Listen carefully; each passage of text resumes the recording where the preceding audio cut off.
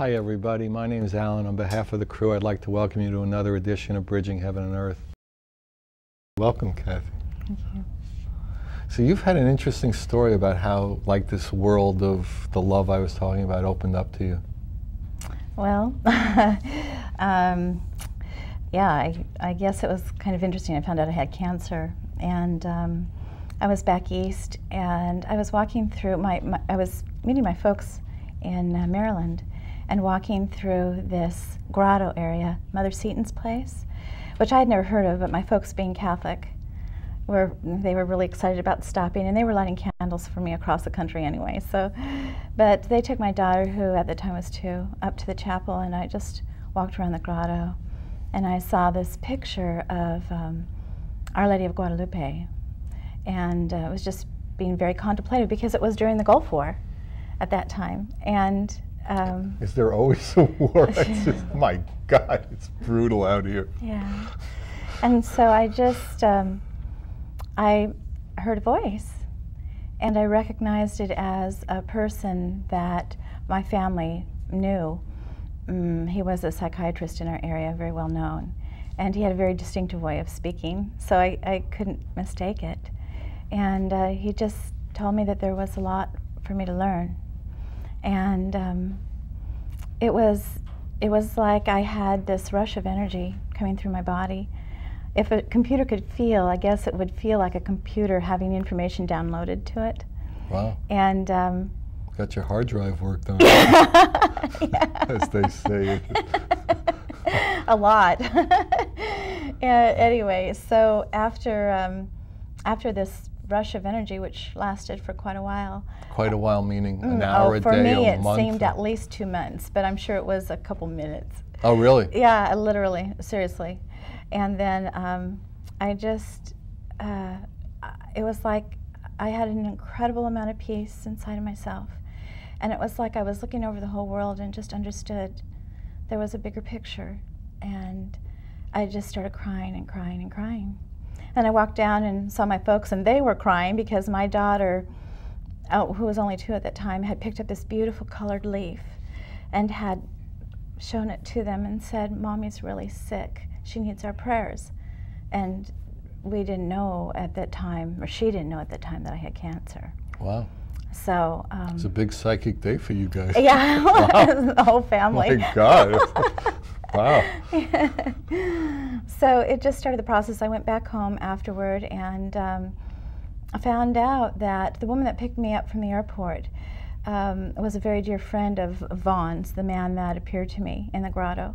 And so I told her about the experience, and she said, "Cathy, what you don't know is before Vaughn died, he told his wife that he wanted to visit 2 places on earth. One was Bethlehem, and one was Mother Seton's place, because he had been there before and felt it was one of the most spiritual places he had visited." So when I went back home, I had the surgery and went through the treatments, and so every night he came to me and started teaching me things.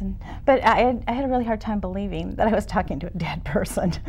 So a dead psychiatrist. Yeah, on top of it. I thought you needed a live psychiatrist at the time. Holy Christ.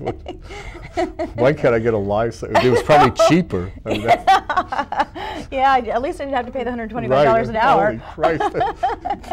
And you were laying down anyhow. So yeah, what the heck. Right? But so he just started proving to me over a 2-week period, to the degree that I just could not distrust it. Like how?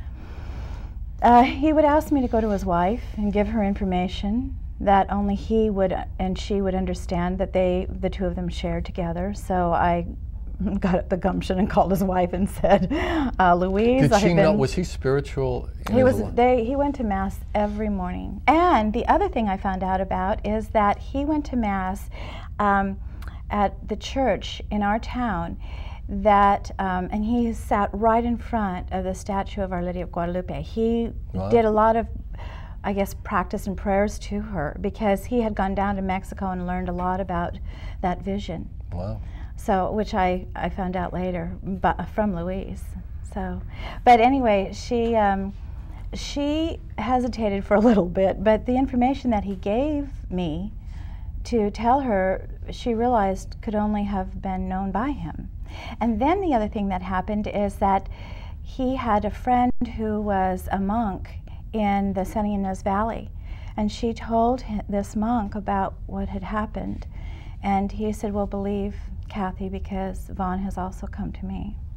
And this was a Catholic monk. It was, yeah, so he gave me a lot of messages to give to her, and then to other friends, personal messages. But then I thought, nah, this is just still too weird. So I thought maybe I was telepathically communicating to these people. That was easier for me to believe than still talking to a dead person. So what he did was start to predict things that happened very quickly that were very unusual. So, give me a for instance. We have this friend whose husband owns a lot of nurseries in the area, and he had me call her up and say, just be really patient with your husband, because he's going to be going through a very difficult time. He will lose thousands of dollars worth of his plants, his seedlings. And so she wasn't really sure about all of this and said, oh, okay, Cathy, when I called her. But then 2 days later, she called me really early in the morning, and a freak storm had come in through the night and blown out some of the panels in the nurseries, and they estimated they had lost about $10,000 worth of plants, seedlings. Wow. Yeah. So just really unusual things that I wouldn't have known about. So that's one example. And then he had me talk to another woman who, and tell her not to worry, she was going to have a bouncing bruiser of a baby boy. And I gave that information to her mother, and her mother gave her that information at dinner, and this woman ran out of the restaurant crying. And the mother called me and said, what was this information about? Well, her daughter called me later and said that she'd been trying to get pregnant for a long time, and she hadn't been able to. And a psychic had told her when she was younger that she was never going to be able to have children. So she was really worried about that. So a few days later, she had a pregnancy test and found out she was pregnant, which she had just given up. So you're in the process of being convinced that this information and these teachings are of value. Well, first he had to convince me that there was something more than what I could feel and see. So, and then he started with the teachings. Actually, he introduced me to a woman who would sit by my bed at night. I was really uncomfortable, and I couldn't take any pain medication. So she would sit by my bed and knit. And we called her Granny. And she would be the one that would get me up in the middle of the night and teach me lots of things. So, and then it was just an evolutionary process. They left, but before they left, they took me into this very, very deep meditation. And it was, I saw this worm crawling across the lawn, but it was a huge lawn, and it took forever for this worm. And all the birds were flying, and it was just very, very, very arduous for this worm to cross all this length of lawn and then go up the tree and out the branch, and then it spun its cocoon. And then it was the proverbial butterfly. And as the butterfly was released, they said, you're ready to fly. And so then these energies started coming into my body even more. And I just started having these spontaneous things happen. So, like what? Well, one of the first things that happened is I was over at a friend's house, and we were in her backyard. She lived out at the beach, and there were all these trees and lots and lots of birds in these trees. And behind her was a grocery store, and the trash trucks were picking up trash, and she was off the freeway, so there was a lot of traffic noise. And this information just started coming through, and my voice softened, and this information that came through was from a presence that was talking about peace and finding peace in one's heart, and then just asking that we all go inside our hearts and find that quiet. And as soon as I said quiet, all the noise stopped. The birds, the trash trucks, the traffic, it just stopped. Has it come back? Yeah. My God, the whole area. The well, land values in the area, did they go up or down? There's no noise here. It's freaky. That's one little pocket. This one little backyard with a quiet yard.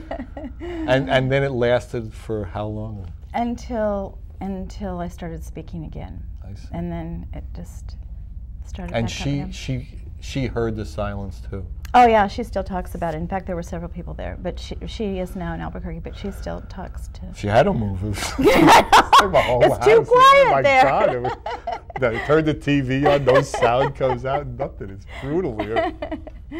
Yeah, so that was one of the things that happened, but that really sort of woke me up and thought, oh, what's happening here? So then I started networking with people and asking a lot of questions. And then I was introduced to a man who I feel has really been an extraordinary teacher to me, James Kent. And he lived... See the fellow from Santa Cruz you're talking Yes, about? He lived at the ashram in Oakland, the Siddha Yoga ashram. The Muktananda? He studied under Swami Muktananda. And Baba Muktananda taught him how to give Shaktipat, which was something that Baba Muktananda could facilitate. And it's a very powerful, dynamic, energetic healing quality tool. So, and James just spent a lot of time teaching me and working with me, and introduced me to other people. And then I was introduced to some Tibetan Buddhist lamas. And they understand many, many of these things. And His Holiness uses an oracle. That's how His Holiness was able... Holiness, the Dalai The Lama. Dalai Lama, excuse me, yeah. Yeah, no. Everybody's got a different holiness, so Yeah. can't assume anything around here. So that's how actually he escaped safely out of Tibet, as the oracle gave him instructions. So the several of the lamas, I really wanted to have all of this checked out. I really wanted to know what this was about. And so one of the lamas explained to me that he felt there's a deity known as Tara, and the Tibetans believe that she is the mother of all Buddhas. And everything feminine is a manifestation of her. And he just felt that I knew her. And then another lama just explained to me that the energy and everything comes from the realms of the deities, as they call it. So